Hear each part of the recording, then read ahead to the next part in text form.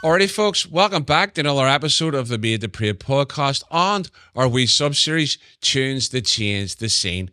It's been a wee while since we did one of these. I think the last one was the third one we done, and we focused in on Glenn Mavis, Sons of William, and their tune, Black Velvet. Now, I had planned to do a tune by the William King.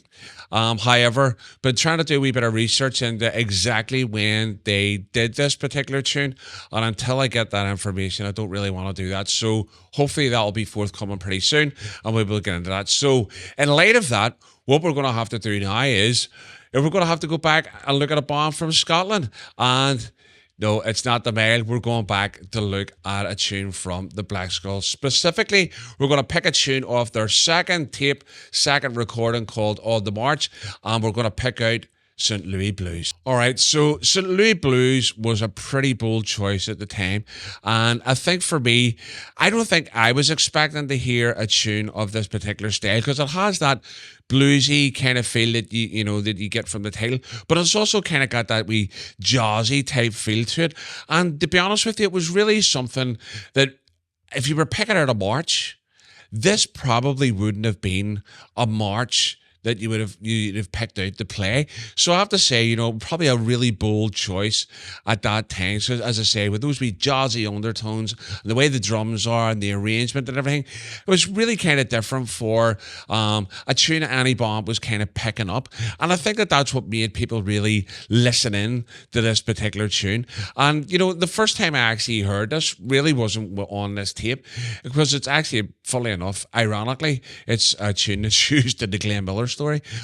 So there's a scene where there's one of the army band is on the parade ground, and they walk past playing St. Louis Blues there. So there's a wee bit of a connection in on that as well. But another great version of this, and I don't mean to take things away from the bands, but if you've ever heard Louis Armstrong's version of this, go and check that out. It is ridiculous. The other thing is that, this arrangement that the Black Skull have done, like a lot of their arrangements at the time, probably weren't very close to the actual written music. They give themselves a lot of creative license in regards to this, because if you go and listen to that tune, and I know there's a great video on YouTube of Pride of the North from Glasgow, funnily enough, playing this, and if you listen to their arrangement, it's closer to what the actual arrangement is written down, and it's very, very different to this. But this made this particular tune very, very accessible to everybody, and a lot of bands started to pick this up. So why don't we have a listen to what I'm talking about, and let's check out St. Louis Blues by the Black Skull.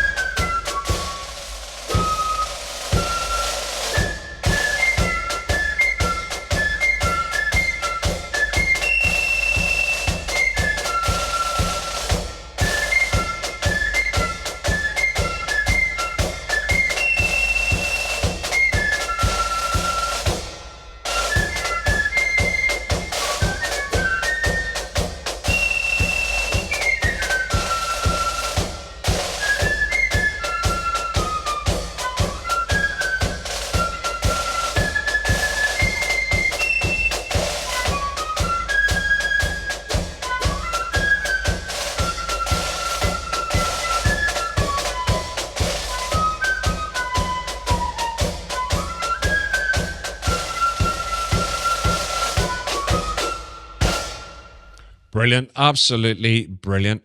And hopefully, like me, you're listening back to that there, and it bringing back all sorts of memories. One of the memories that brings back to me is there's one of the videos of the Belfast 12th, because obviously the Skull used to walk the Belfast 12th, and it was whenever they released this album and they were wearing the red uniforms. They're walking up by Shaftesbury Square and they stop, or they're walking into the field, either that there, and they call St. Louis Blues, and they're standing there playing this here, and it's one of those tunes you can just get a sense that the crowd around them are absolutely loving this, this tune. You can hear that it's got that real bluesy feel to it. You can hear those wee minor notes coming in there, giving it that real jazzy feel, and then with that, the interplay between the drums and then the flutes and that, the rhythm and everything like that there, it was just a real breath of fresh air at the time that came out. As I say, no one was expecting that to be one of the tunes that any band was picking up, and I suppose it's one of the reasons why that second album became iconic, because of the amount of things that came in with this particular recording that have had a long-lasting effect on the band scene is immense. There's so many of them. From the very first tune where they started using the accents, a lot of people call it paradiddles, but that's not the crack. It's accents, and also then more use of triplets throughout that, and then the marches that they were using in St. Louis Blues being one off. And I think this was the album as well that they also introduced parts into the Size and No Surrender and stuff. And outside of the silver bands and maybe a few other bands they got there, it wasn't really the thing to hear parts in what were considered to be either Blood and Thunder tunes or traditional tunes, and they kind of started to head in that direction with that, and a lot of bands followed suit, didn't they? I remember the first, I think it was the first Sharpshooters recording, Eyes Right, and which was basically, most people know where I stand on this, but for me, Eyes Right was a Black Skull copycat scenario, wasn't it? All the tunes there came from the first couple of Black Skull albums. They played St. Louis Blues and stuff on that as well, and there was a lot of things that the Sharpshooters did, a bit like the Skull. Although Andy did correct me, they were the band that walked backwards and run into bollards in Scotland. It wasn't the Black Skull that the walking backwards thing. So you can see, but that this was one of these tunes that just people were like, oh my God, I can't believe they're playing this. And I suppose it was also one of the reasons why, for me, this is a tune that changed the scene, is because it also just expanded the boundaries of what was possible for bands to play. And I think, that can't be understated in terms of the influence that not just this tune, but this particular recording had on the band scene. So I'm going to bring some final thoughts in a wee second there, but there you go. Maybe if you want, in the comments, you can drop your own kind of thoughts in regards to what you think about this tune when you first heard it, or if it had an influence on you. We'd love to hear about that, and also we'd love to hear more recommendations from you in regards to tunes that you want to see in this particular segment. And if you want to see those tunes on with it, I'm going to challenge you and say, why don't you come on the podcast and talk with us about those tunes that change the scene? We'd love to have you on as guests, so make sure you get in touch with us. But I'm going to sum up in a wee minute here, just in terms of just thoughts around this tune, second album, and also where we're going next with this wee series.